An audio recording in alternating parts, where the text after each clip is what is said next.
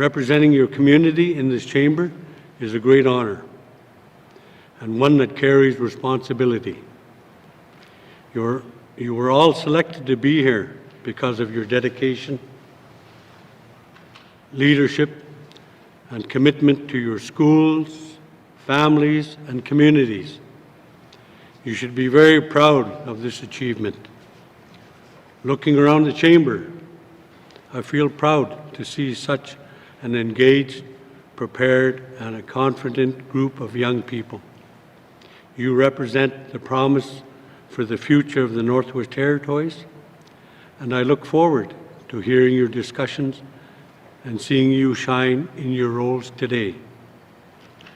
As you take part in today's debates, I encourage you to listen respectfully to one another, to share your ideas thoughtfully, and to remember that every voice in this chamber matters. Each of you brings a unique perspective shaped by your experiences, your culture, and your community. And those perspectives are essential to collaboration, cooperation, and strong decision-making. And now, as Commissioner of the Northwest Territories, it is my pleasure to declare the 2026 Youth Parliament officially open.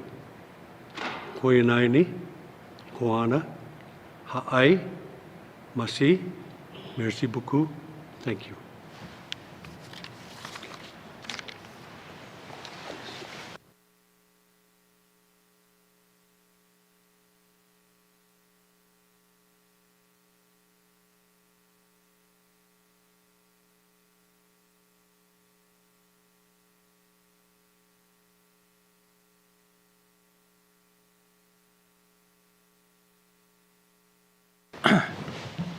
Good afternoon. Before we begin, I'd like to thank Elder Sarah Cleary for our opening prayer today. I'd also like to thank our Commissioner, Gerald W. Kassoon, for being here today to kick off our proceedings. Please join me in thanking him for joining us today.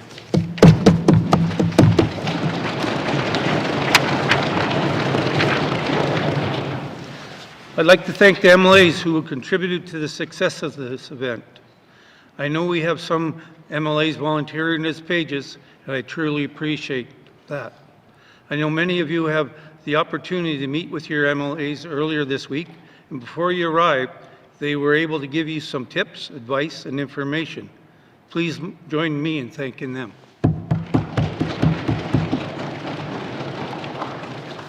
Finally, I would like to thank the staff and volunteers who made this week possible. So much planning time must go into an event like this, making sure it is as successful as possible. We simply could not do it without them.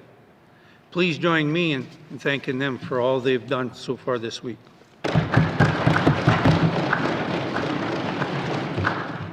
Young parliamentarians, welcome to your chamber. I cannot begin to tell you how excited I am to be here today, for this is our 21st Youth Parliament. It is truly an honor to be here and be part of the proceeding as your speaker. Since being selected as Speaker of the 20th Legislative Assembly, I made a point of sitting as the presiding officer for our Youth Parliament. It is one of the highlights of my year. I was also scheduled to attend the Commonwealth meeting with Small Branches colleagues. However, I advised them that I needed to remain here this week. I've always maintained that youth and elders are very important to us and must remain a key focus. I know I'm not the only one who is excited today. I see the excitement on your face. I know you've been working hard all week to prepare this session. And I know you're going to do a great job. I also see the excitement and pride on the faces of your family and friends who join us in the public gallery today. Let me tell you, we rarely have a crowd like this for the other MLAs who usually are in these seats. Youth parliamentarians, please join me in thanking them for being here today and watching your process and providing their encouragement and support.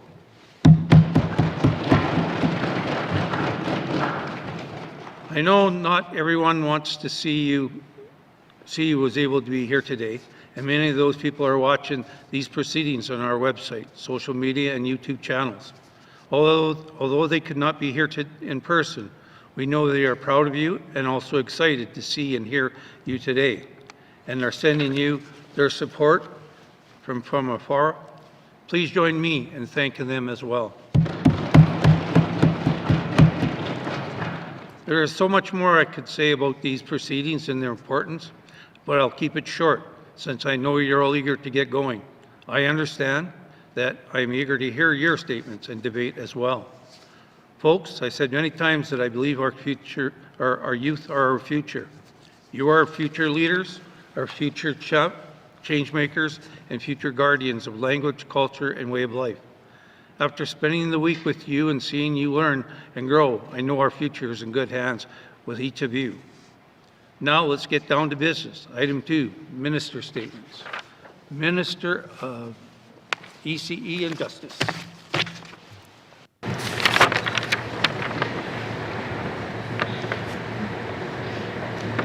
Thank you, Mr. Speaker. I rise today as the Minister of Environment and Climate Change to address rising drought in the Northwest Territories, specifically the rates of drought and the actions we are taking to minimize harm to the environment. Climate change is affecting rainfall patterns and simultaneously raising temperatures. This increases evaporation rates and water consumption by plants, directly causing drier soil conditions and water scarcity in the NWT. Rivers and lakes with below average water levels in the territory include Slave River, Hay River, Liard River, Mackenzie River, Peel River, and Great Bear Lake. Our low water levels are the result of extreme drought conditions that began in the summer of 2022 and continued through 2025.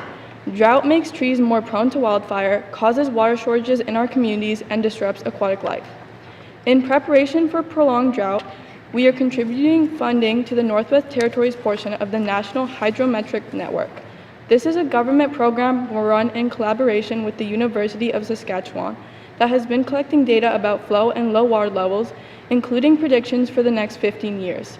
Researchers studied the water needs of northern communities at approximately 90 sites across the territory and are currently collecting information about stream flow and lake levels. We plan to prioritize studying our major bodies of water and implementing support systems to sustain the lakes and rivers in our most affected communities. Mr. Speaker, the government of the Northwest Territories manage our shared waters through the Mackenzie River Basin Transboundary Waters Master Agreement and other agreements. These agreements help control human factors that affect our lakes and rivers while maintaining the integrity of the water itself. They help limit the movement of contaminated water from neighboring jurisdictions into northern watersheds and support ecosystems and aquatic life by preserving pristine environments and by promoting growth and northern biodiversity. Mr. Speaker, we must better adapt to the drought we are facing. The Department of ECC is addressing water scarcity in our communities, pollution affecting water quality, and other factors weakening our aquatic ecosystems. We will protect our waters by funding research that focuses on water flow and water levels in the NWT, by better predicting climate change in our communities, and by honoring our transboundary water management agreements and the lessons of traditional knowledge. We will support our communities in the face of this unprecedented environmental change. Thank you, Mr. Speaker. Thank you, Minister of ECC. Minister Statements. Minister of Finance. Thank you, Mr. Speaker. Mr. Speaker, I rise today to bring forward an issue that affects many residents across the Northwest Territories: medical travel and access to appropriate health care for many people in our small and remote communities. Accessing specialized care means leaving home for days or even weeks at a time. Traveling to regional centers or outside the territories often brings financial strains, family disruption, and emotional stress, while the medical travel program ensures access to insured service. Residents continue to raise concerns about escort eligibility, delays, accommodation challenges, and gaps in accommodation. Another problem is the cost of medical travel to the GNWT. There are practical steps we are taking. First, we'll maximize the use of virtual appointments whenever clinical appropriate. Initial consultation, follow-up, and routine check-ins can often be done effectively through telehealth and allowing patients to remain in their communities Virtual care should reduce unnecessary travel while ensuring time access into in-person hand-on treatment when it is truly required. Second, we are building stronger support around those who must travel, including flexible escorts, policies for elders, youth, and the vulnerable patients, and a more efficient process. We are also strengthening wraparound support by improving communications, providing clear travel information, and exploring patient navigation. Roles to individual through appointments, accommodations, and return travel, building partnership with Indigenous governments and communities. Organizations is helping to create safety nets so that no one feels alone while receiving care from home, and we can manage costs fairly. Mr. Speaker, when someone's already facing a serious health concern, navigation complex travel arrangements should not add to their burden. Elders traveling alone, youth sent far from home, from their families, and residents from our small communities often describe how overwhelming it feels to arrive in a large, unfamiliar center. Being separated from language, culture, and support networks can increase fear and isolation. Mr. Speaker, equitable health care means more than providing service. It means ensuring those services are accessible, culture, safe, and patient-centered. Regardless of geography, this Assembly is strengthening our medical travel system, expanding virtual care where appropriate, and investing in meaningful support for those who must travel for treatment. Thank you, Mr. Speaker. Thank you, Minister of Finance. Audience, I'd like to remind people in the public gallery, please do not take pictures. If you wish to take pictures or get the pictures, we have staff that will get those pictures to you. So please observe our rules. Thank you very much. Minister statements. Minister of ECE. Thank you, Mr. Speaker. Hello, Mr. Speaker. I'm Jose Pierre, representing Cam Lake, and I'm here to bring up some of the issues that are happening in Cam Lake. So, we recently started a plan in Cam Lake called the Cam Lake South Area One Area Development Plan.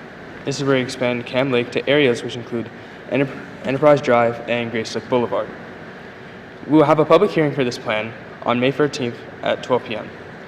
Now to go more in depth in this plan, this expansion will not hit Highway 1, which is where a lot of the bison live, which is a concern for many people. This project is made up of 168.3 acres of undeveloped city-owned land located on southwest of Enterprise Drive. This will definitely help some of the housing issues happening in Cam Lake. But Mr. Speaker, I still have another idea, a project of my own, called Project Home.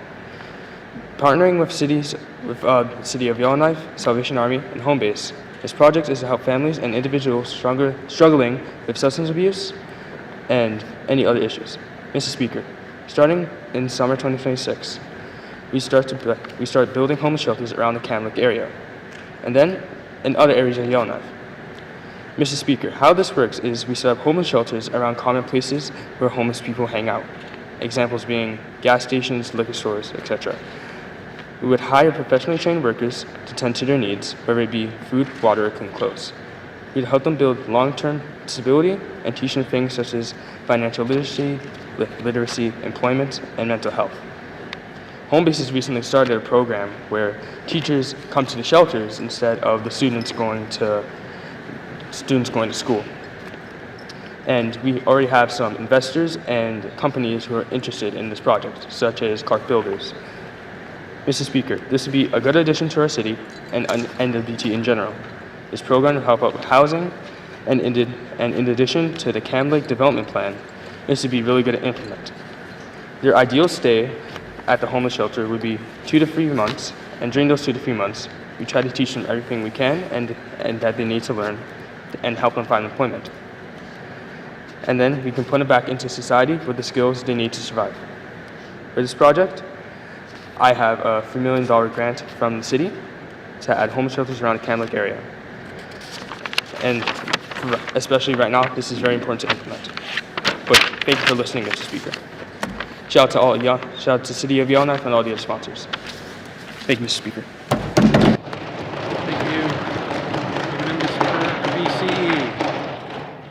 Minister statements. Mr. Premier. Thank you, Mr. Speaker. Mr. Speaker, I would like to start off today by welcoming our members and visitors. I rise today to present my plans for the future development of the Northwest Territories and for combating the high cost of living for NWT residents, especially those who live in remote communities. I spoke recently to a retired highway maintenance mechanic in Hay River who told me that in order to keep up with the demands of the present and future, our highway system needs to be upgraded in conjunction with the federal government's plan for the North. Whenever I drive up to Yellowknife, I, like many others, cross the Decho Bridge. Before the creation of it, people had to wait and take the ferry. I've spoken to some of my colleagues from more remote communities, and the only way they can travel is via airplanes, which is detrimental to the wallets of every resident of those places. And Mr. Speaker, that is why I've been lobbying with the federal government, talking about why the North matters, and encouraging them to invest in our North. Recently, I met with the Prime Minister and other members of the federal government to secure funding for the completion of the Mackenzie Valley Highway. I am happy to announce that this project is happening. Construction is slated to begin this summer. This will allow for easier and more affordable transportation that will connect our communities. Mr. Speaker, I want to reaffirm this government's commitment to delivering real results for Northerners. The government of the Northwest Territories has made steady progress in areas that matter the most: stronger communities, more housing, and better support for people across the territories.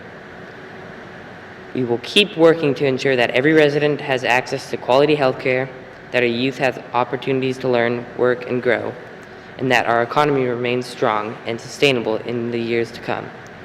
As we continue to work with Indigenous governments, community leaders, and regular members to move this important work forward. Thank you, Mr. Speaker. That is all I have to say. Thank you, Mr. Premier. Minister statements. Minister of Infrastructure and Municipal and Community Affairs.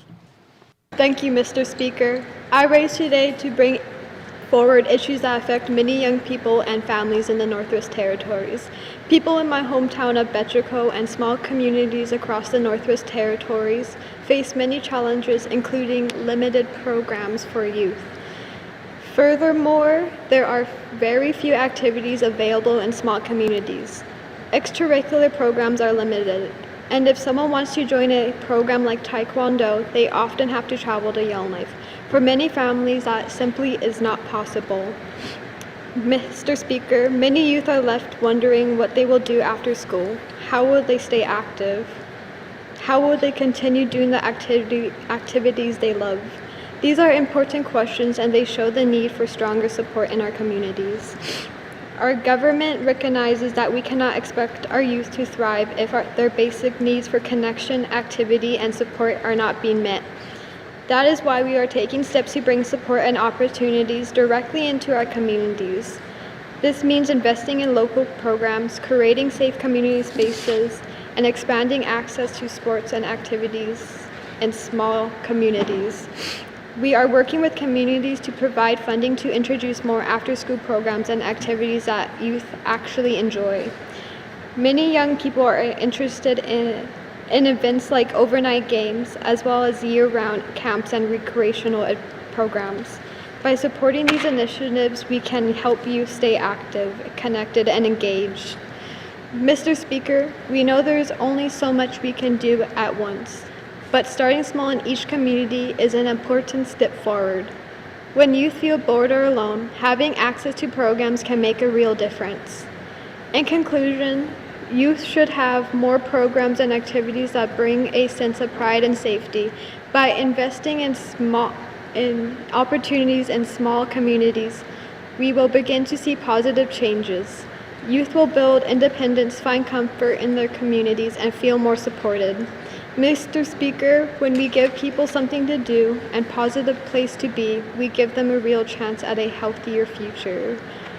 By supporting communities across the Northwest Territories, we strengthen them and create hope for future generations. Thank you, Mr. Speaker. Thank you, Minister, Municipal Community Affairs and Infrastructure. Minister statements. Minister of Health and Social Services. Thank you, Mr. Speaker. Mr. Speaker, I rise today to talk about an issue that I've been working to address: smoking. Smoking is a common addiction which is usually tied of trauma, negligence, and abuse. However, this coping mechanism is extremely unhealthy to not only the smoker, but to those around them too.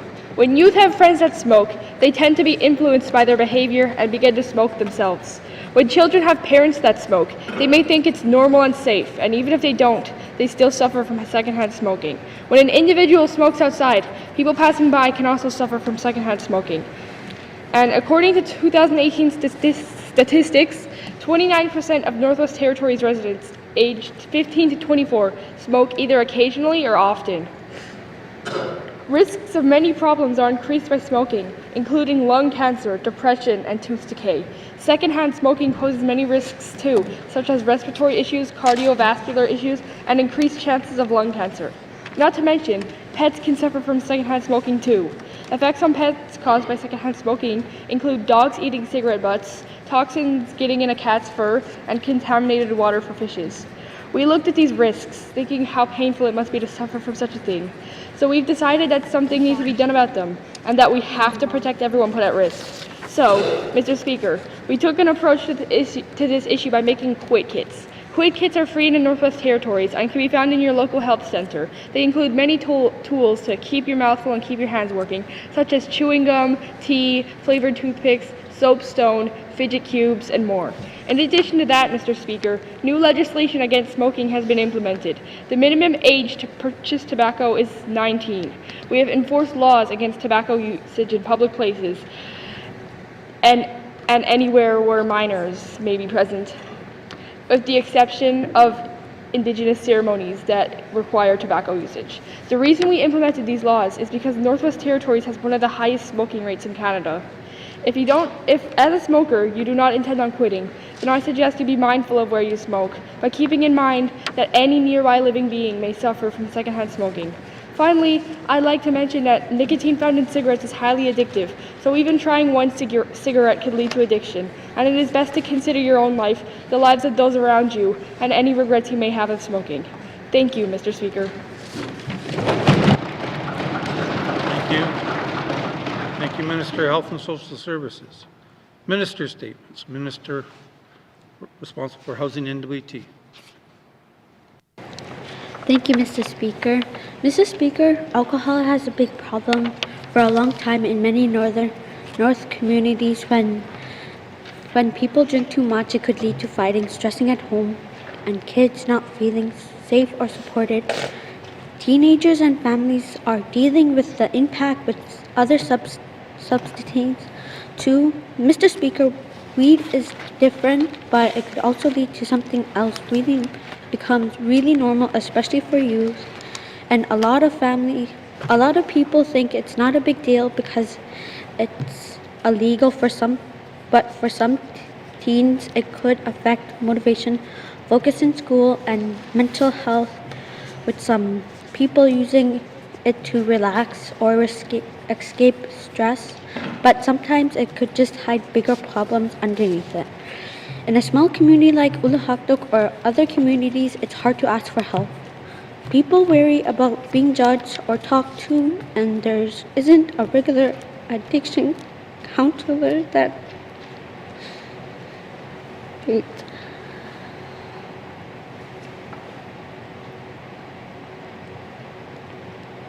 Can I have a minute?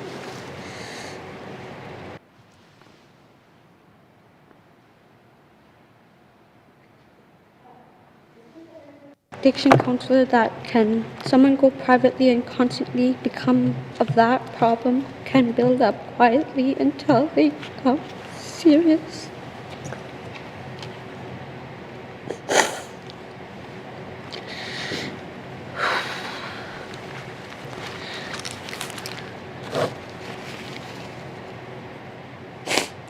This government takes these concerns seriously, Mr. Speaker, but to better support communities, we are working with the Department of Health and Social social service and will provide transition housing in all remote communities in the Northwest Territories for people coming back from addiction treatment. This means that people will have a safe place to call home while they're adjusting to back in life in their community. And this addiction to this place, Mr. Speaker, we are building a wellness center in Ulahaktuk, Tuktoyaktuk, and Norman Wells. Instead of focusing only on addictions, the center will focus on mental health, culture, and support. It will offer youth programs, talking circles, land-based healing, workshops, and a safe place to only speak openly without feeling judged. It is not about labeling people, it's about helping other people build coping skills and feeling stronger. Ulahaktuk is a remote. NWT communities are strong, but we can't ignore the real challenges. If we want healthier families and better futures for youth, we need real support in places. These investments, transition houses, and a wellness center is invested in our community's future. Thank you, Mr. Speaker.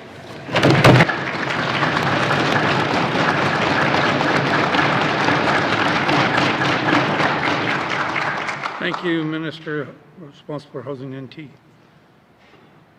Minister statements. Member statements. Member from Tuna-Day-Willowday. Mr. Speaker. Mr. Speaker, today I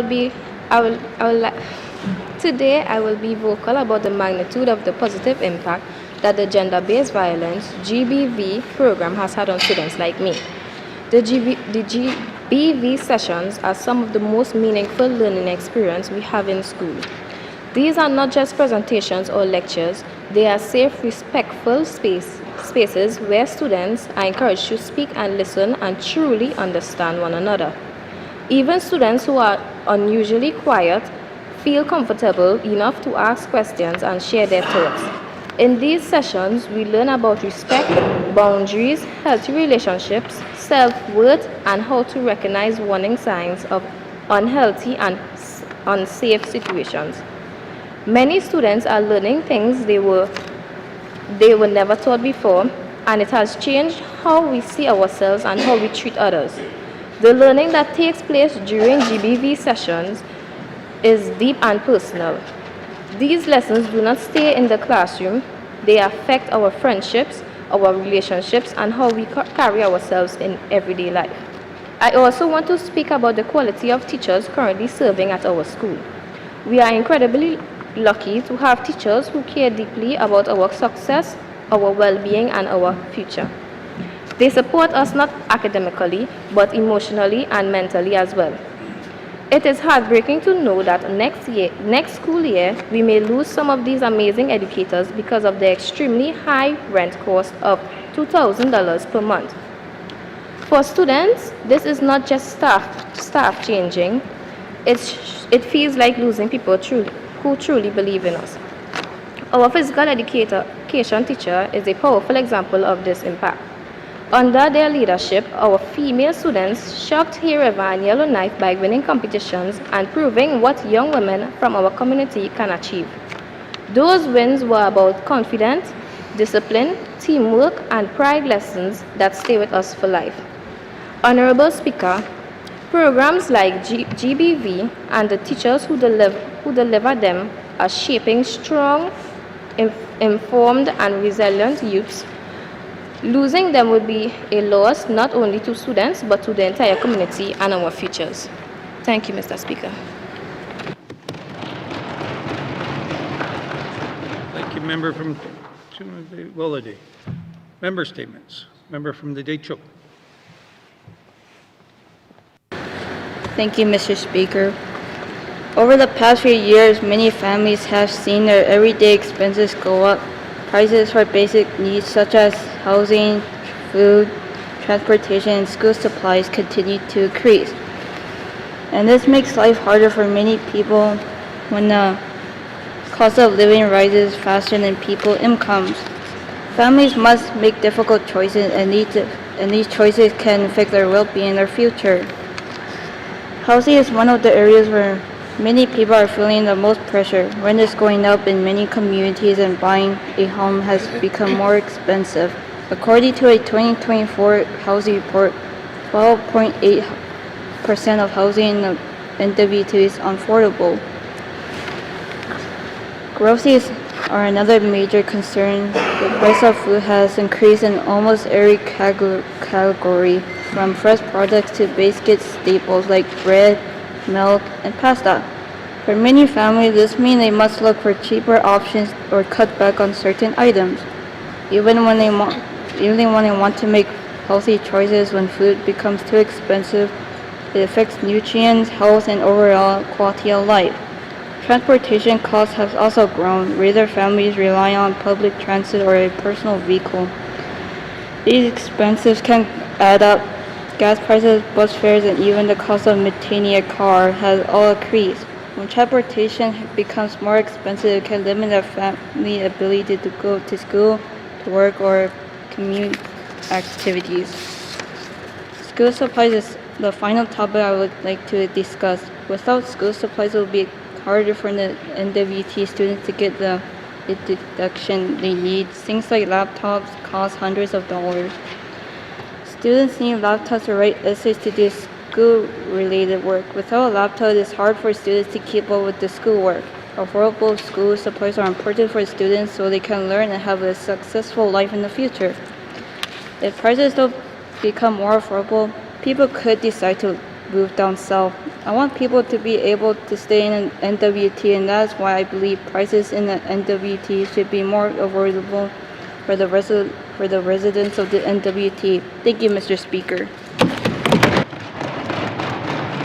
Thank you, member from the Lake Show. Member statements. Member from the Sawtooth. I'm Raiden. Mr. Speaker, I stand here today as a representative of the Sawtooth region. In the community of Colville Lake, I rise to bring attention to the outgoing water crisis in our community of Colville Lake has been under a boiled water advisory since 2004. As a grade 9 student, I only learned about this issue a few months ago.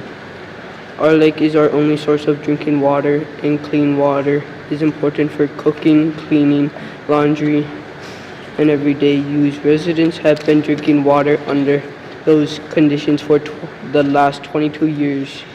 We need to understand that what the long-term health effects are for the people of Colville Lake who have lived with this situation for so long. We urgently need a new school.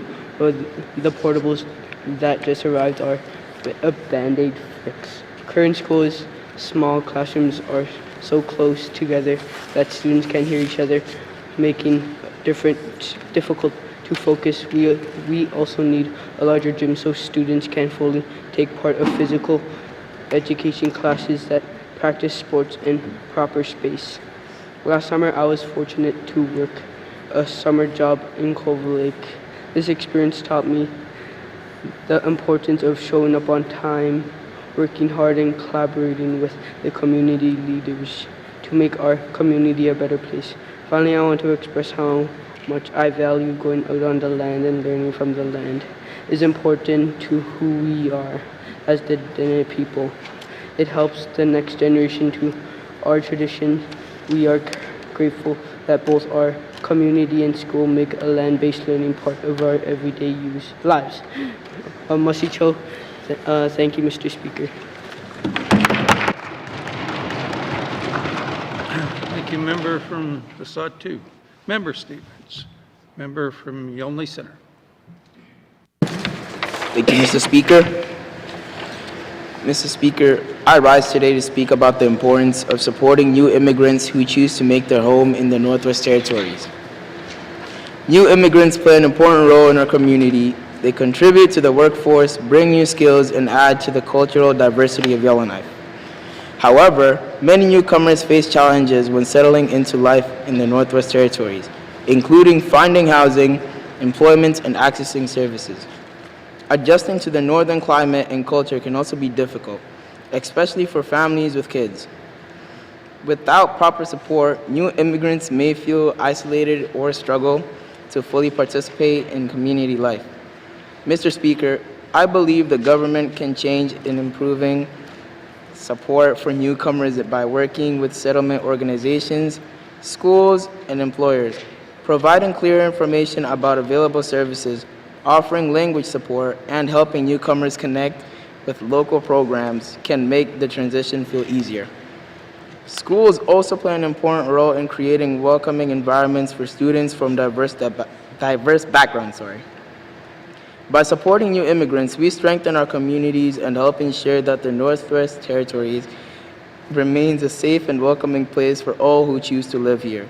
I encourage this Assembly to continue in programs that help newcomers succeed and feel at home in the Northwest Territories. Thank you, Mr. Speaker. Thank you. Member from Yonge Centre. Member statements. Member from Rangeley. Today I would like to highlight some barriers that foster parents are encountering in the Northwest Territories. I recognize that social services are, at times, understaffed. However, this does not excuse the challenges foster parents continue to experience. These challenges include delayed funding, lack of support during crises, and difficulty receiving appropriate validation when advocating for children's needs. When foster parents experience delayed funding, it hinders their ability to fully provide for their foster children without added stress. Oftentimes, this results in children being unable to receive proper clothing, everyday necessities, or opportunities to participate in extracurricular activities. Frequently, foster parents must deal with intense and unexpected crises, such as children being suspended from school, removed from foster homes, and emergency placements. During these times, foster parents experience a lack of adequate support to confidently navigate these challenges. Foster parents also regularly require validation and support when seeking assessments, healthcare, and respite services. Too often, this lack of validation causes foster parents to feel frustrated and unsupported, which can ultimately lead to burnout. The solution to this matter is to increase the per diem of children, which could aid financially, alongside making an emergency plan for when children are suspended or removed from homes, and giving foster parents respite services weekly so they do not get stressed. Thank you, Mr. Speaker.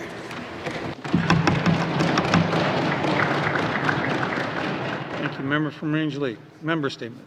Member from Nunavut Lake. Thank you, Mr. Speaker. Mr. Speaker, we have a problem in our schools. Social promotion negatively affects both students academically, students achieving and not achieving grade level requirements. Social promotion is the practice of moving students up in grade level based on age rather than on academic achievement. Students who are struggling in classes are moved up rather than addressing why they are not passing. This means that students failing are more likely to fall into a cycle of failing their classes due to the expectation that failing classes has no consequence. Moreover, when students who are passing have students that have other students that are failing in their classes, their teachers are forced to teach students across various grade levels. Because of this wide range of teachers teaching, they cannot focus on those at grade level. Mr. Speaker, I believe that we should abolish social passing beyond grade 4 by giving standards at an earlier time. Students will be forced to commit to their work, and schools will have to address why students are failing. We need to do better for the futures of our communities. Thank you, Mr. Speaker.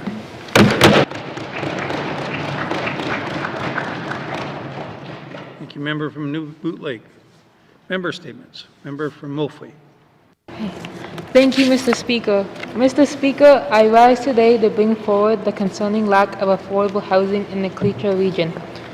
Many families in our communities of Montfrey are struggling to afford or find housing. The rental rates continue to rise, but wages have not increased at the same rate. This puts a heavy burden on parents and elders in the community who have families and bills to pay. Most, if not all, in Betchco, as well as I, know firsthand the struggle is to pay rent. I have a single mother who works and raises my two younger siblings and I full-time. In the Cleator region, housing shortages and high rental costs make it difficult for many residents to stay in the communities. As of late 2025 and early 2026, 36% of residents in Betcherco alone are inadequate for living. This leads to residents leaving the home communities due to overcrowding, unsafe homes, not enough affordable rental units available, or they can't afford to renovate their pre-existing homes. In turn, students who live in these homes won't have their own space to focus on schoolwork, resulting in low performance in school, or have the security a home provides, which overcrowding diminishes with the lack of control in the environment. High rental costs affect the young people in small communities who wish to become independent. When rent is too high, it becomes almost impossible to move out, start a family, or save money for the future because of rental costs that consume almost the entire paycheck. These high costs make it difficult for residents to afford food and other essentials. All those challenges can slow down personal growth and limit opportunities for the communities of the Quechua region. Mr. Speaker, we must recognize that housing is not a luxury but a necessity. Everyone deserves to have a safe and affordable home. I wish for our government to work closely with housing authorities to find long-term solutions. This could include building more affordable housing units, repairing existing homes, and creating rent-to-own or build-to-own support programs for families in need. By investing in housing, we're investing in the well-being of our people. Reliable housing leads to happier families, better educational outcomes, and healthier communities. Thank you, Mr. Speaker. Thank you, Member from Wolfie. Member statements. Member from Frame Lake.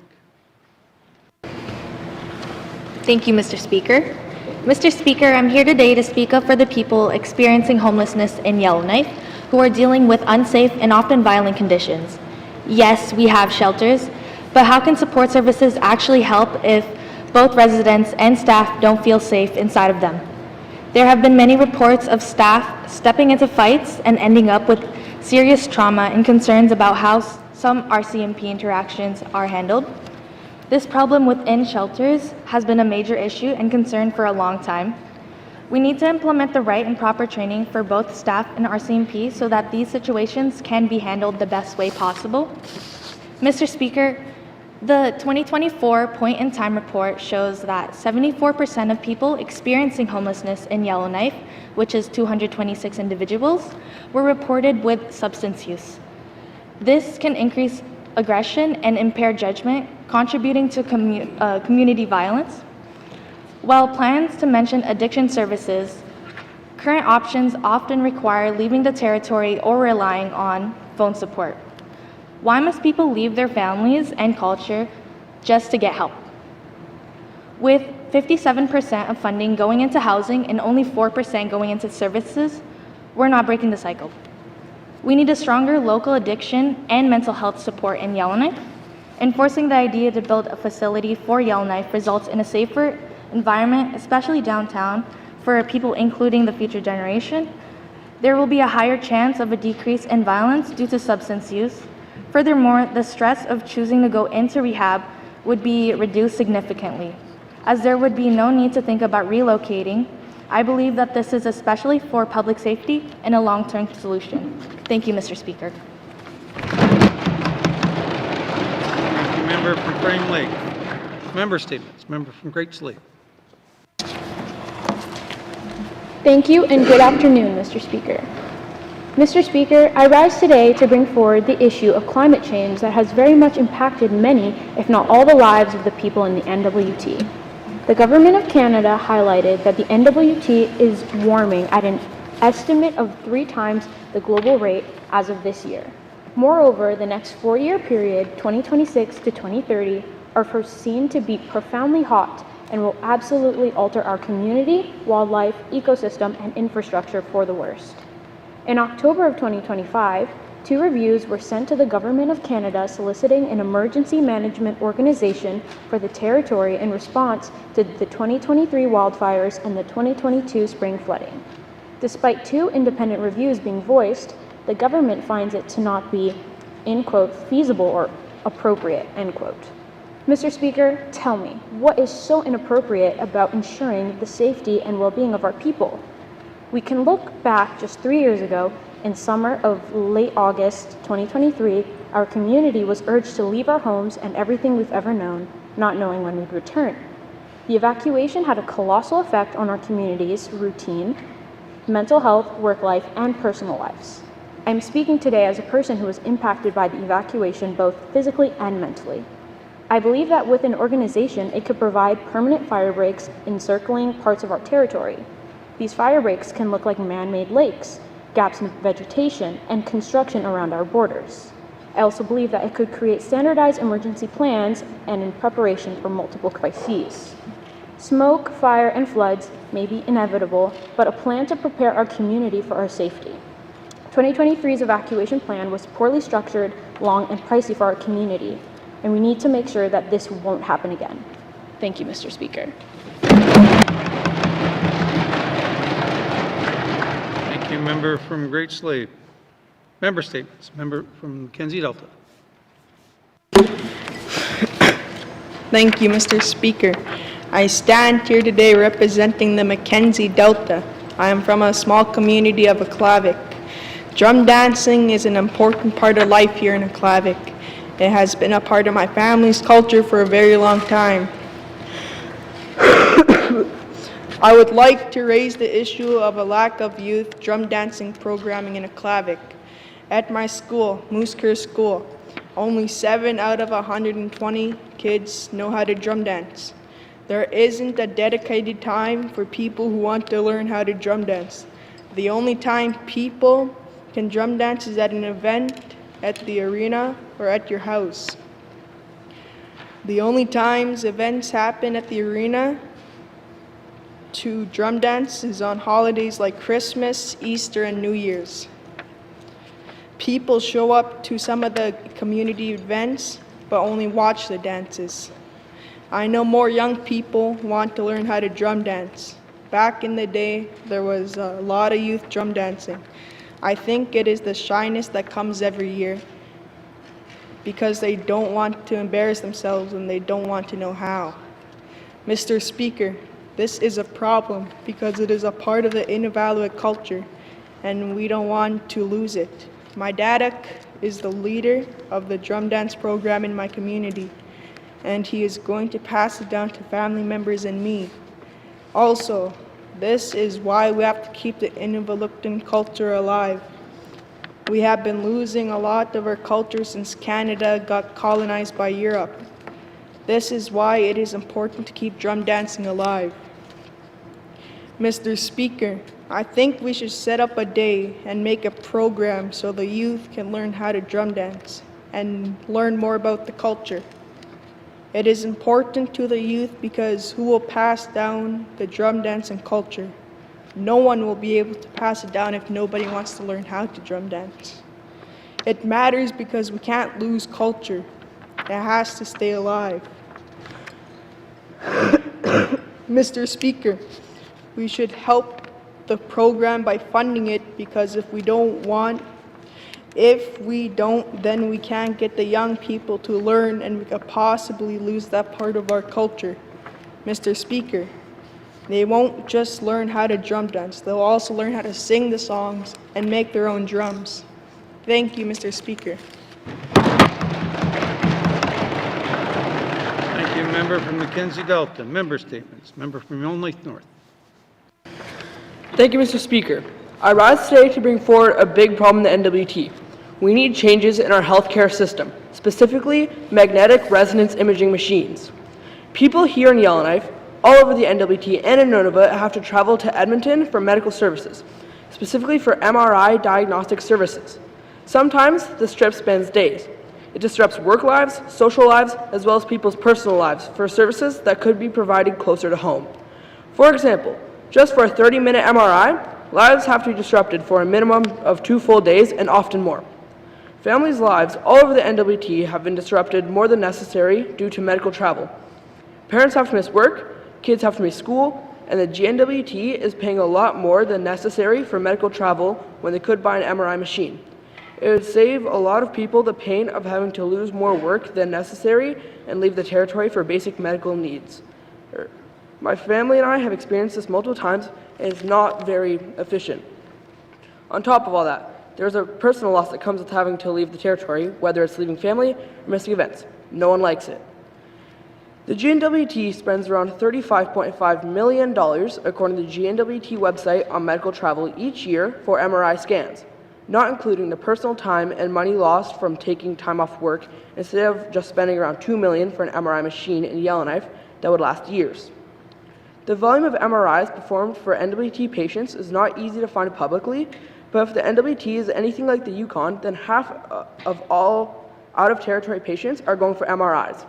With this information, the GNWT can calculate how long it would take to save overall costs after the purchase of an MRI. I would suspect it would not take long to recover the cost and then save money overall. I would like for you to just think about how much money and time can be saved if Yellowknife were to invest in an MRI machine. Thank you, Mr. Speaker. Thank you, member from Yellowknife North. Member statements. Member from Nahende. Mr. Speaker, I am speaking to you today about the inequalities I have experienced firsthand as an immigrant wanting to work in Canada. To give you some background, Mr. Speaker, I am an immigrant from Australia and the United Kingdom. My family and I moved from England to Canada so my mom could take up a teaching position in Fort Simpson.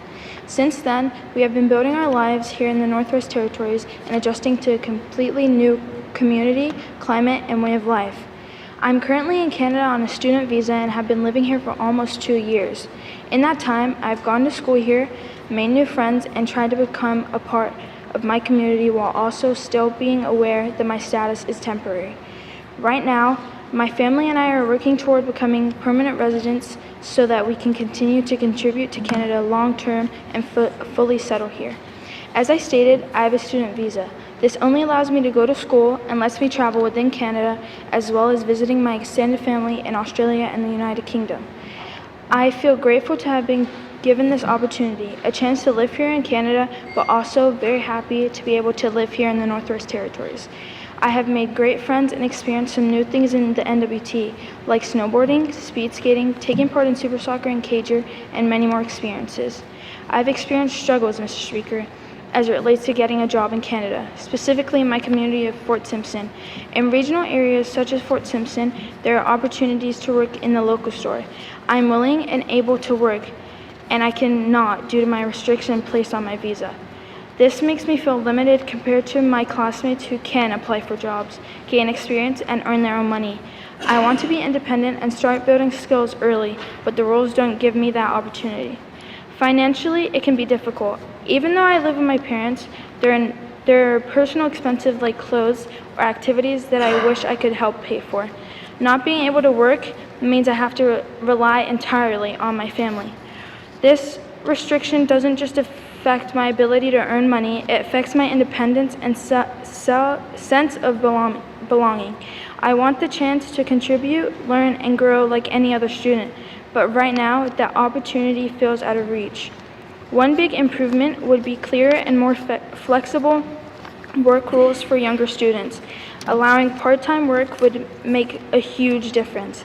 It would let students gain experience, earn their own money, and feel more independent, just like their Canadian classmates. Another thing that would help is better communication of the rules. A lot of students and even employers don't fully understand what study permit holders are allowed to do. If the government provided simpler, student-friendly explanations, employers might be more willing to hire them instead of avoiding the situation altogether. Fairness matters. High school students on study visas often live with their families, follow the same rules, and go to the same schools as Canadian students. Giving them similar opportunities to work part-time would help them feel included and give them real work skills that benefit them and their community long-term. Thank you, Mr. Speaker. Thank you, member from Nahende. Member statements. Member statements. Recognition and visitors in the gallery. I'd like to recognize the youth parliamentarian chaperones, Mitchell McDonald and Amanda. I'm going to say this wrong, and I apologize. Machicho. Thank you very much. Welcome to the Assembly.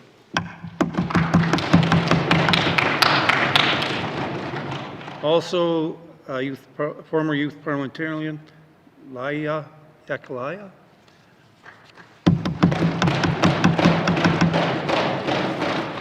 Recognition of visitors in the gallery. Recognition of visitors in the gallery.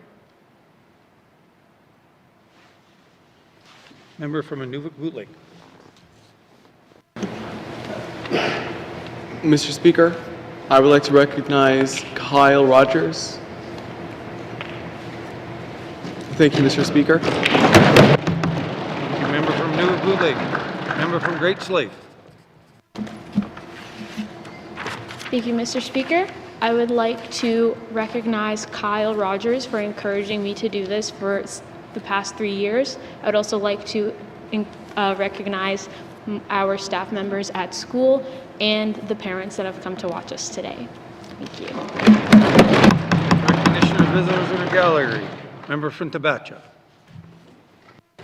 Thank you, Mr. Speaker. I'd like to recognize my community who encouraged me to come and stand here today, as well as my mother who has been supporting me throughout my journey as a youth parliamentarian.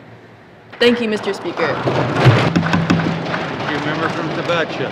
Recognition of visitors gallery, member from Hay River North. Speaker, I would like to recognize my family in the gallery and my friends who could be watching currently, and Kyle Rogers as well. Thank you, Mr. Speaker. Thank you, member from Hay River North. Recognition of visitors gallery, Hay River South. Member from Hay River South.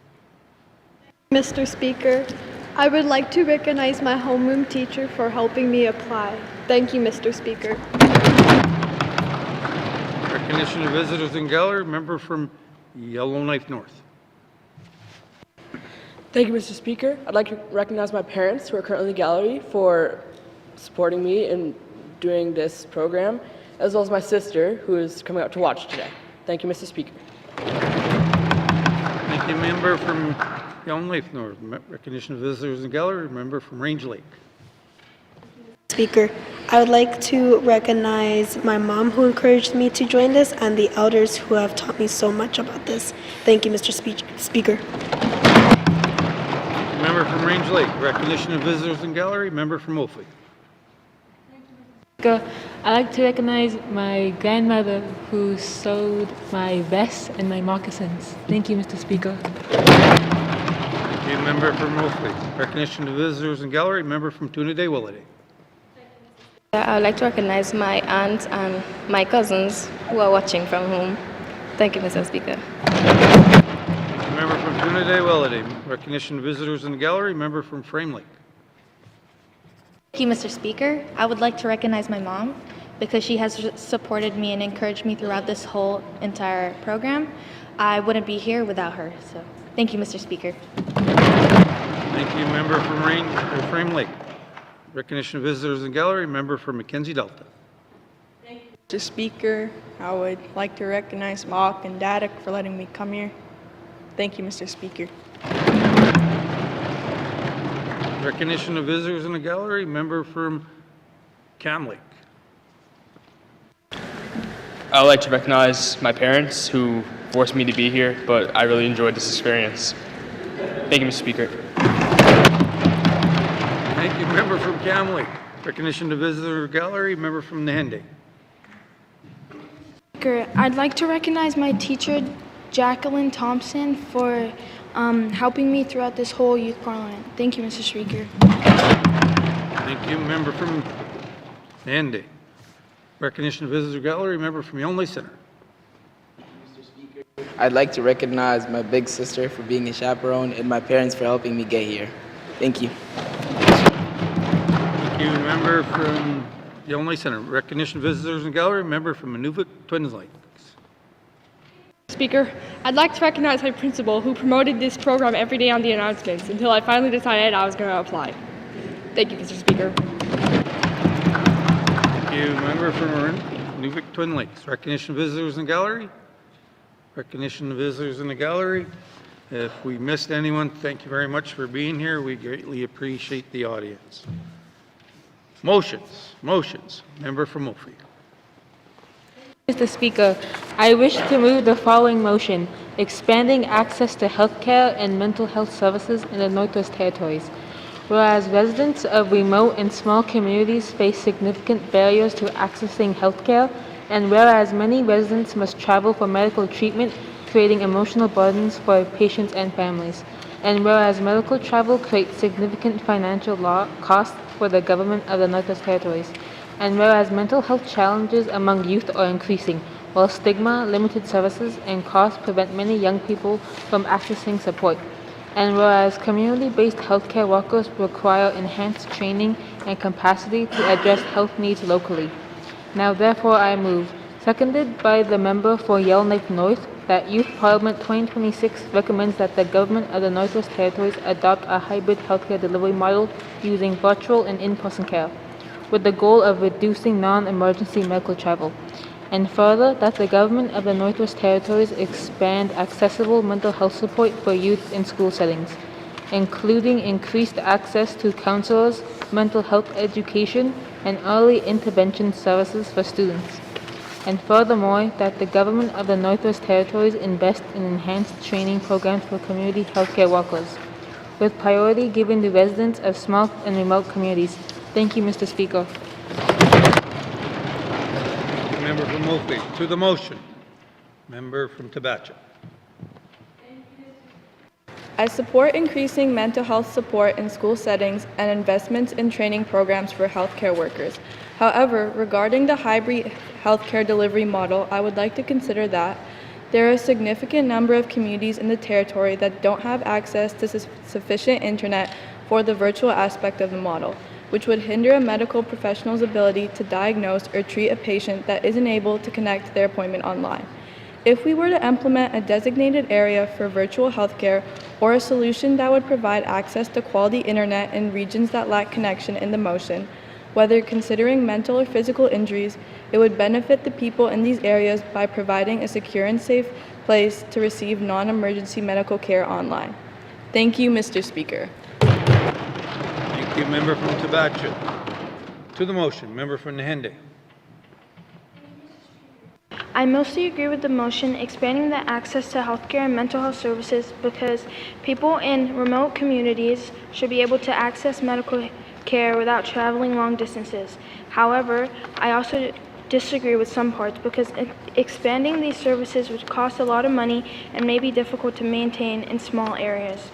Virtual care can help, but it may not replace in-person doctors and specialists, especially if internet is poor. The government would need to make sure the plan is affordable and effective before fully implementing it. Thank you, Mr. Speaker. Thank you, member from Nahende. To the motion, member from Nuvik Twin Lakes. I agree and support the idea of this motion with a virtual care model, as I struggle or may struggle with mental health issues that I would never talk about in person because it's really like stigmatized and not something that I want to struggle with, and I couldn't tell someone that without having to worry about how they perceive me. So talking to someone virtually that I won't see in real life would really help me. Thank you, Mr. Speaker. Thank you, member from Nuvik Twin Lakes. To the motion, member from Yellowknife North. Thank you, Mr. Speaker. I agree with this motion because in some regions of the Northwest Territories where it may not be feasible to get mental health workers, it could be quite useful for people struggling with mental health issues to have someone to talk to. As well as with generalized medical care, having to have less medical travel could also help the government be able to fund more programs to help youth and elder people. Thank you, Mr. Speaker. Thank you, member from Yellowknife North. To the motion, member from Frame Lake. Thank you, Mr. Speaker. I do agree when it says medical travel creates significant financial cost for the government for the Northwest Territories. In small communities, they don't have any dentistry, and it's hard just for someone to fill a cavity. So it would cost a lot more for them to go to Edmonton and to those places just to get a cavity filled. Thank you, Mr. Speaker. Thank you, member from Frame Lake. To the motion. To the motion. Member from Nuvik Boot Lake. I agree with the motion. Many small communities do not have access to mental health care or dentistry, as previously stated, and these are very necessary in small communities. Thank you, Mr. Speaker. To the motion, member from Hay River South. Agree with this motion because it'll have more access to dentistry, mental health supports, and hospital workers. Thank you, Mr. Speaker.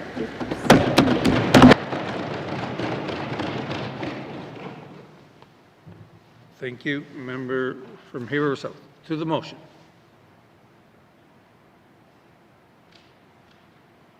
To the motion. Member from Mophie, to close the motion. Thank you for the debate, Mr. Speaker. I wish to request for a recorded vote. Thank you. The member from Mophie has requested a recorded vote. All those in favor, please stand. The member for Montfouille, the member for Frame Lake, the member for Great Slave, the member for Mackenzie Delta, the member for Yellowknife North, the member for Athabasca, the member for Yellowknife South, the member for Can Lake, the member for Hay River South North, the member for Hay River South, the member for Inuvik Twin Lakes, the member for Nahende, the member for Tunede Willade, the member for Decho, the member for Satu, the member for Yellowknife Center, the member for Range Lake, the member for Inuvik Boot Lake. All those opposed, please stand. All those abstaining, please stand.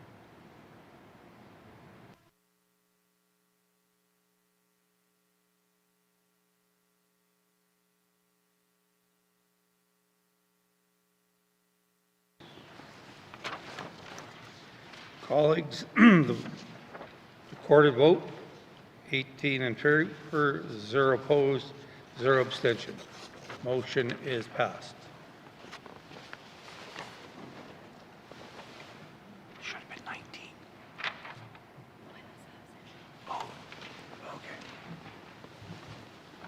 Colleagues, before we move on to motion number 2, I would, not doing my due diligence, I should have recognized two of my colleagues. They're in the gallery, the member from Mophie and the member from the Sawtooth. So welcome very much for being here.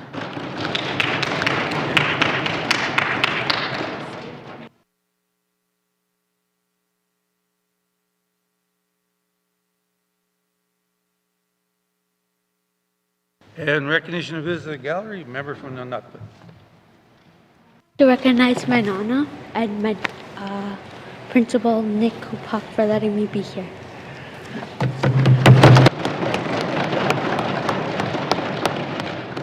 Recognition of visitors to the gallery, recognition of visitors to the gallery. Motions.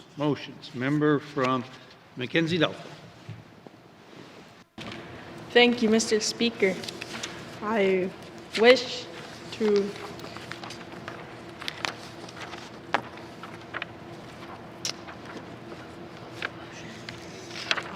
to recognize this motion.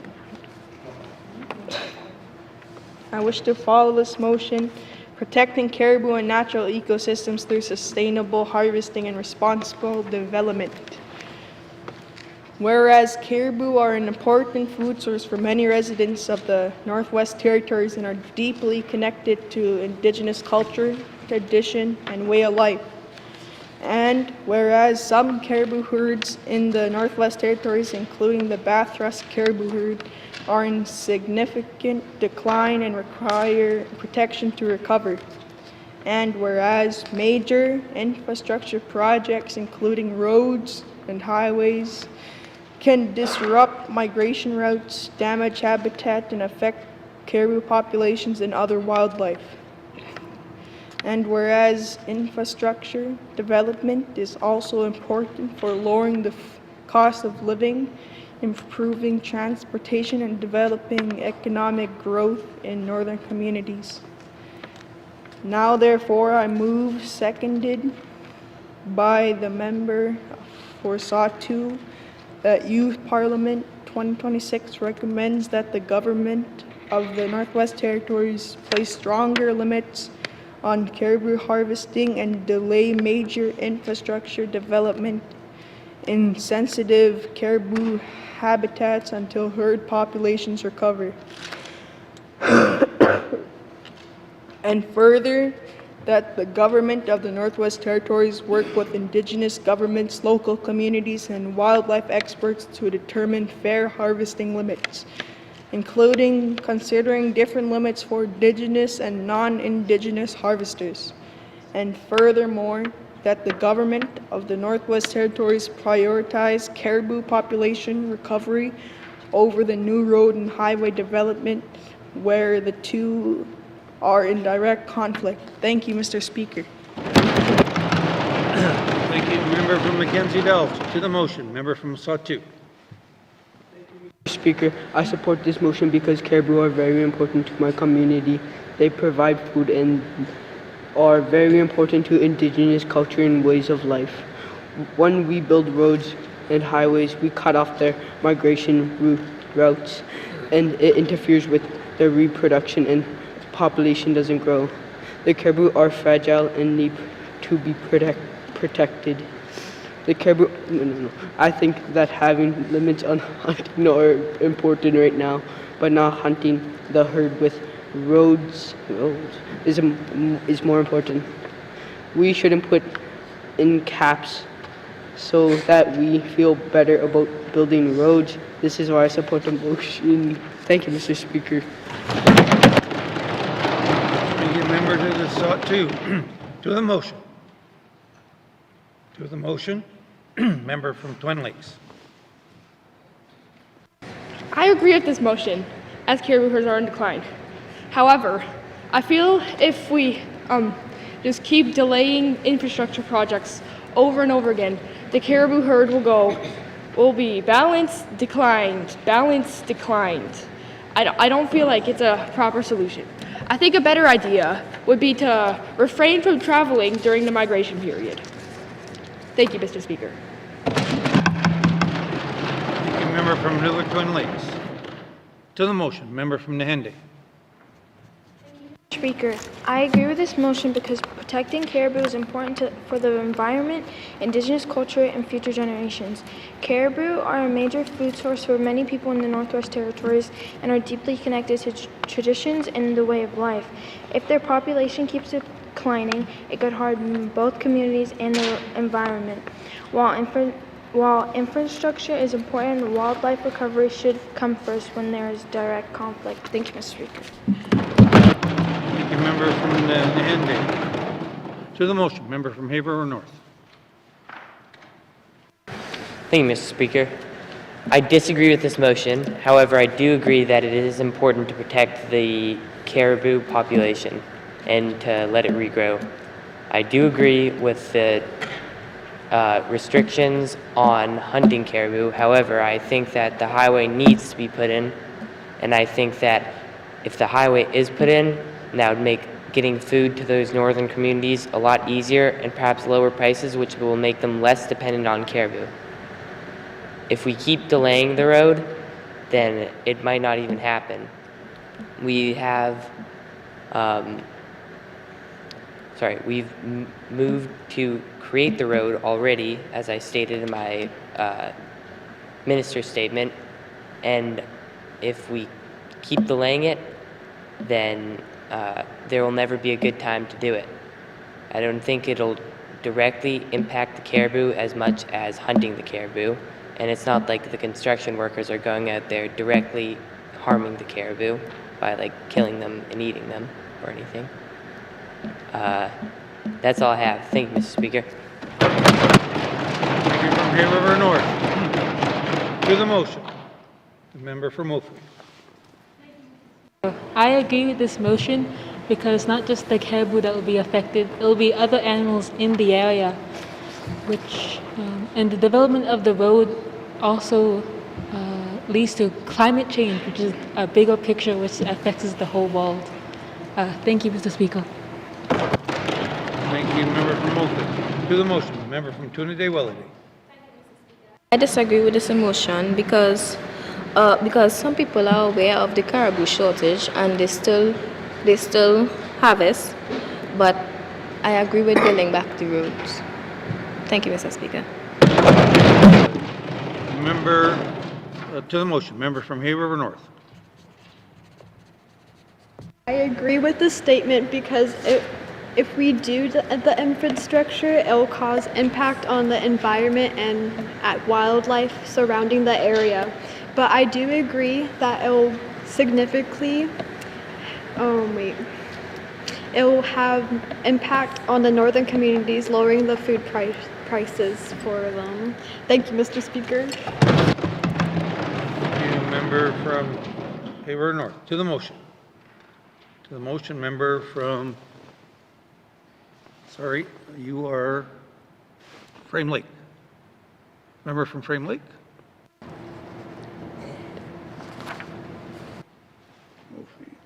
Yeah, Frame Lake, you. No, you're not talking to this motion? Oh, okay, sorry. To the motion. To the motion. Member from Mackenzie Delta to conclude the debate. Mr. Speaker, for the debut,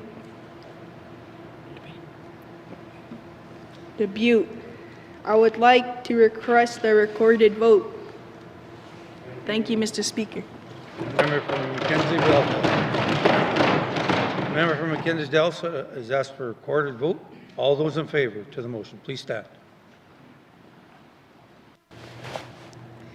The member for Mackenzie Delta, the member for Yellowknife North, the member for Thabacha, the member for Yellowknife South, the member for Cam Lake, the member for Hay River South, the member for Inuvik Twin Lakes, the member for Nunakput, the member for Nahende, the member for Satu, the member for Yellowknife Center, the member for Range Lake, the member for Inuvik Boot Lake, the member for Montfouille, the member for Great Slave. All those opposed, please stand. The member for Hay River North. All those abstaining, please stand. The member for Tunede Willade, the member for Decho, the member for Frame Lake.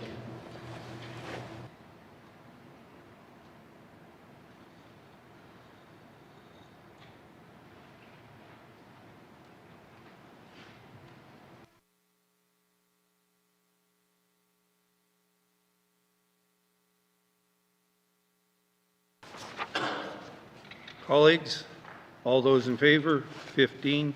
Opposed to the motion, 1. Abstentions, 3.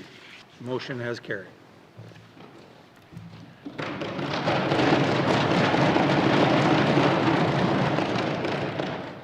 Motions. Member from Frame Lake. Thank you, Mr. Speaker. I wish to move the following motion, lowering the voting age to 16 in the Northwest Territories. Whereas decisions made by elected governments today, including on climate, education, housing, and healthcare, will have the greatest impact on young people currently under the age of majority. And whereas youth aged 16 and 17 are recognized as capable of making significant legal and civic decisions, including consenting to medical care, paying taxes, and leaving school.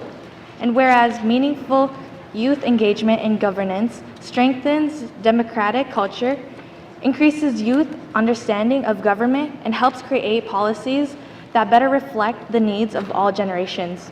Now, therefore, I move, seconded by member of Inuvik Boot Lake, that Youth Parliament 2026 recommends that the government of Northwest Territories amend the Elections and Publicities Act to lower the federal voting age to 16 for all Northwest Territories elections and publicities. Thank you, Mr. Speaker. Thank you, member from Frame Lake. To the motion, member from Inuvik Boot Lake. Thank you. Thank you, Mr. Speaker.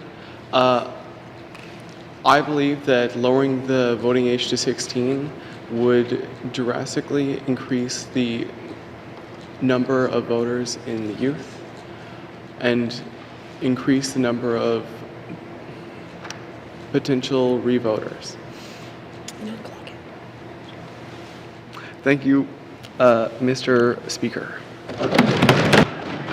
Blue Lake. To the motion, member from Frame Lake. In the world that we are living in now, we know that the future generation will most likely experience a harder time living in stability. With that being said, we are the next generation. That will be affected the most. I believe that the people aged 16 and 17 should be allowed to vote because of that. Thank you, Mr. Speaker. Thank you, member from Range Lake. To the motion, member from Tabacha. Thank you, Mr. Speaker.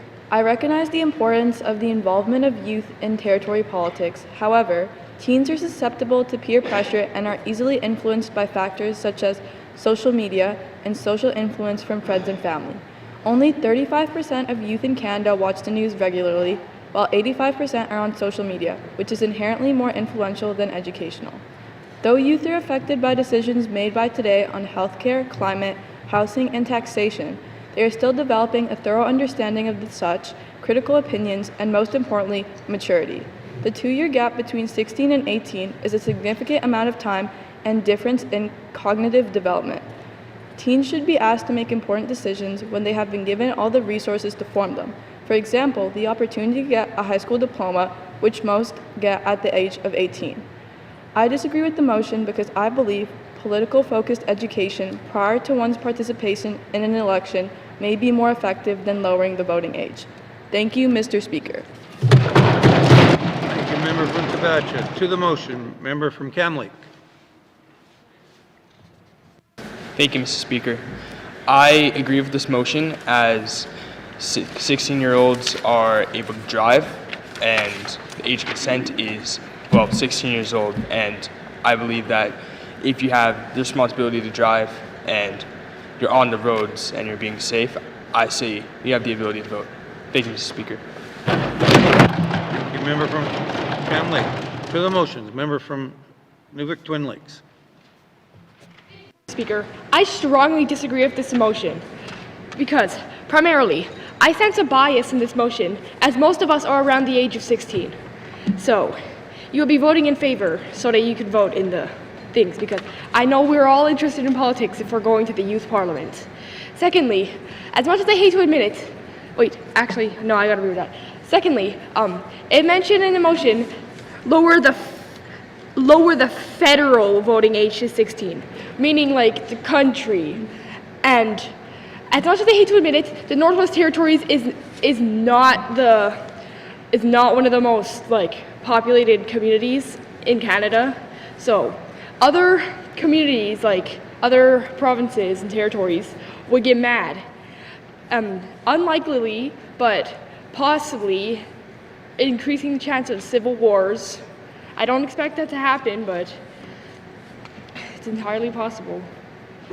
I also think that if it was lowered, it would cause a sudden increase in population as people would want to vote at 16. So it would have a higher demand for housing, which would take over Indigenous land. Thank you, Mr. Speaker. Thank you, member from Nuvik Twin Lakes. To the motion, member from Trinidad Willity. Thank you, Mr. Speaker. I agree with this motion because it will show that our young adults will eventually get mature or show a sign of adulthood. Thank you, Mr. Speaker. Thank you, member from Trinidad Willity. To the motion, member from Great Slave. Mr. Speaker, while I do agree that the youth of our community should get a chance to speak up and have an input on our legislature, I do also think that maturity and education are a big factor on why this initial idea isn't that feasible. With the use of artificial intelligence increasing with every passing day, our youth has access to a lot of information, but a lot of misinformation as well. If it is possible to have limits to the use of generative AI, it would be more beneficial for our youth to be more attentive in school and the world around them. As for the maturity portion, I believe that there are age limits and restrictions for good reason. It isn't realistic that someone who cannot legally drink or have a real sense of life vote in an election. As we all know, one vote has great importance and should be a mature and educated vote. I do believe that the youth is our future, but this is something to discuss in the future. Thank you, Mr. Speaker. Thank you, member from Great Slave. To the motion, member from Range Lake. Range Lake? Thank you, Mr. Speaker. I disagree with this motion because while it's good to be aware of things, to put quite frank, many 16-year-olds in the NWT are quite immature. So we should keep it at 16 to avoid peer pressure, rumors, and bullying, which could impact future voters. Thank you, Mr. Speaker. Thank you. To the motion, or thank you, member from Range Lake. To the motion, member from Haverhill North. Thank you, Mr. Speaker. I agree with this movement as I have a job, I pay taxes, and I can drive on the roads. I think that we should have the option to choose who will be the voice in government, who will represent the problems in our community, and I also think that having the choice to vote as a 16-year-old will increase political literacy among my peers, as a lot of them seem uninterested. However, if we do have the choice to, then I feel like a lot of people will take on that responsibility of being educated and making that choice to vote. Thank you, Mr. Speaker. That's all I have. Thank you, member from Haverhill North. To the motion, member from Wolfley. Thank you, Mr. Speaker. I do agree that meaningful youth engagement in governance strengthens democratic culture and increases youth understanding of government, but only 31% of people between the ages of 18 and 35 are voting. And by those stats, I doubt very much that 16 and 17-year-olds will vote. And if the problem is education, civic education and youth outreach programs are a much better solution. Thank you, Mr. Speaker. Thank you, member from Wolfley. To the motions, member from Nahende. Speaker, I disagree with the motion because many teenagers are still developing their understanding of politics, government, and long-term consequences of policies. At 16, most young people are focused on school and may not have enough life experience to make important decisions. I think that keeping the voting at 18 ensures the voters are more mature and better prepared to take on their responsibility. Thank you, Mr. Speaker. Thank you, member from Nahende. To the motion, member from Nuvik Twin Lakes. Speaker, in opposition of what member of Hay River South said about how working a job and paying taxes should get you to deserve a say on who's the government. Back in my community, I know people aged as young as 12 that had jobs. And if you think that having a job is a reason you should be able to vote at 16, why can't 12-year-olds vote too? Thank you, Mr. Speaker. Thank you, member from Nuvik Twin Lakes. To the motion, member from Hay River North. Thank you, Mr. Speaker. To combat what was just said, 12-year-olds aren't allowed to drive on roads. 12-year-olds also aren't in high school. 12-year-olds are still considered kind of children and not teenagers. 12-year-olds aren't as nearly developed as 16-year-olds. And what else could there be? 12-year-olds also won't be graduated or possibly graduated and living out on their own in the community, whereas 16-year-olds could be. And if you have the choice to vote when you're 16, that means that let's say if I vote when I'm 16, and that term will last until I'm 20, I believe. Is it 4 years, Mr. Speaker? 4 years, yeah. So I'll be over 18 by the time that I will get to vote next. So it's not just impacting your life as a 16-year-old, but also your life as a 20-year-old. Thank you, Mr. Speaker. Thank you, member from Hay River North. To the motion, member from Nuvik Twin Lakes. Thank you, Mr. Speaker. Like you said about how 12-year-olds are still in school, so are 16-year-olds. The majority of the 16-year-olds in Northwest Territories are still in school, still living with their parents, still hanging out with your friends. So yeah, and also, like, as member of, I don't remember, said that most people aged from 18 to 24 are not voting. How do you expect people aged 16 to be voting? Thank you, Mr. Speaker. Thank you. To the motion, member from Great Slave.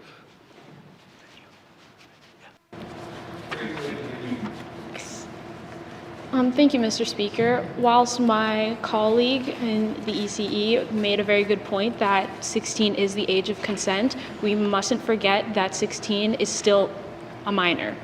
Thank you, Mr. Speaker.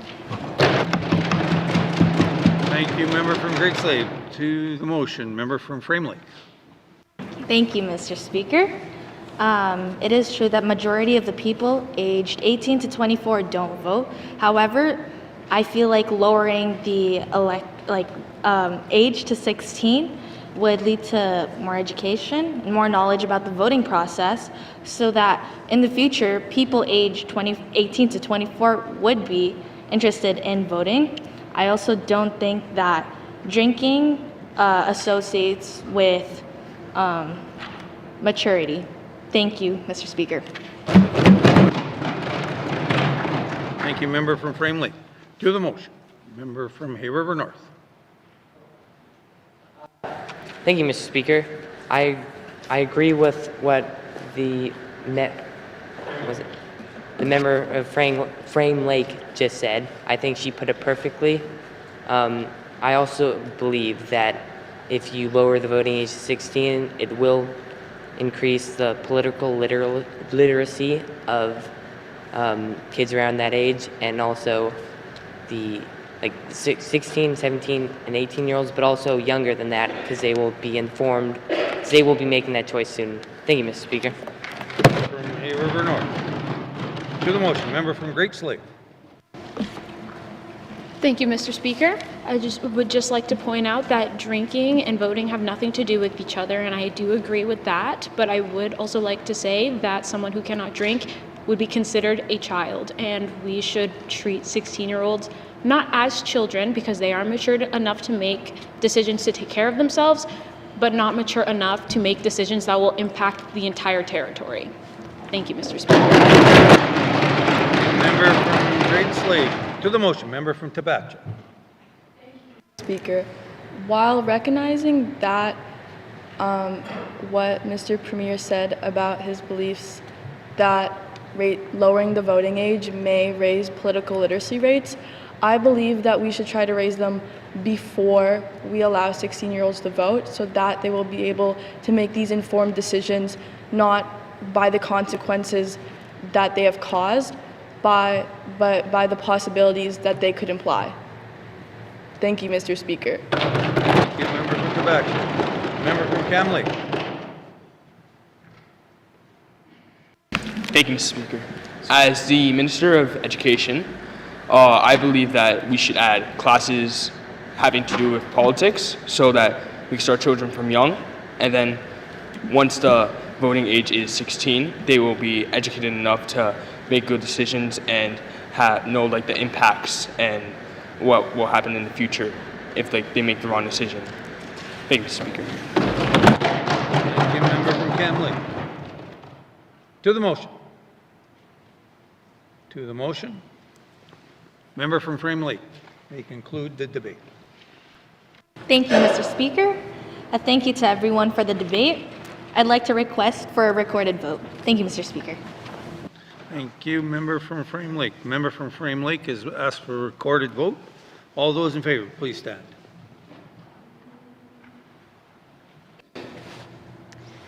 The member for Frame Lake, the member for Yellowknife North, the member for Yellowknife South, the member for Cam Lake, the member for Hay River North, the member for Nunakput, the member for Tunide Willade, the member for Inuvik Boot Lake.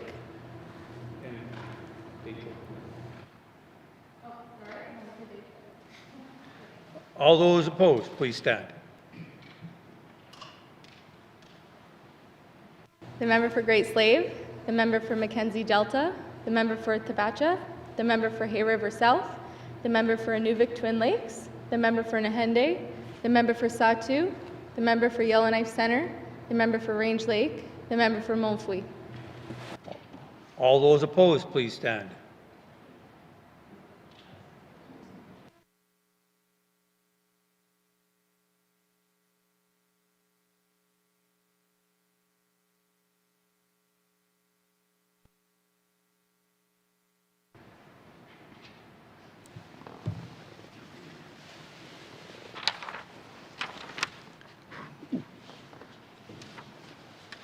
Lively debate. All those in favor, 9. Opposed, 10. 0 abstention. Motion has been defeated.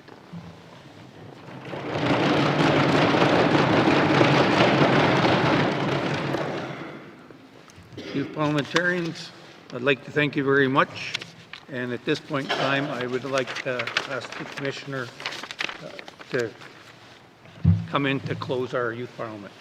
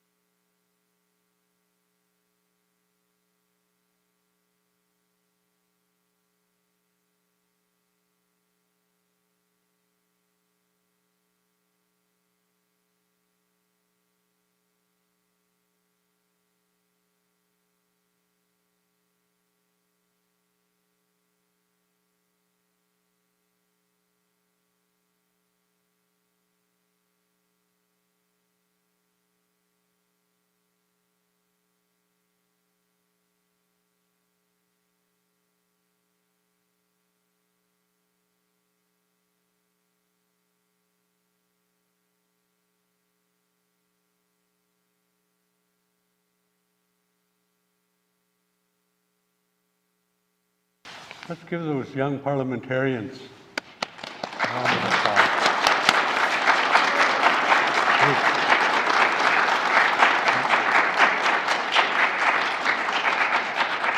The NWT is going to do okay. Yes. Hakana Inuit. Kuinaini Kai Coffee. Dun Gwinzi Shakutin Kat. Please be seated, folks. Please be seated. Yes. Yeah. Good afternoon again, Mr. Speaker, Premier Hurst, ministers, members of the Legislative Assembly, youth parliamentarians, staff, and visitors in the public gallery. What an impressive afternoon it has been listening to your debates and deliberations before formally closing this year's Youth Parliament. I want to take a moment to recognize the dedication, preparation, and thoughtful effort each of you has shown today and throughout this week. You have taken on serious issues that affect Northerners.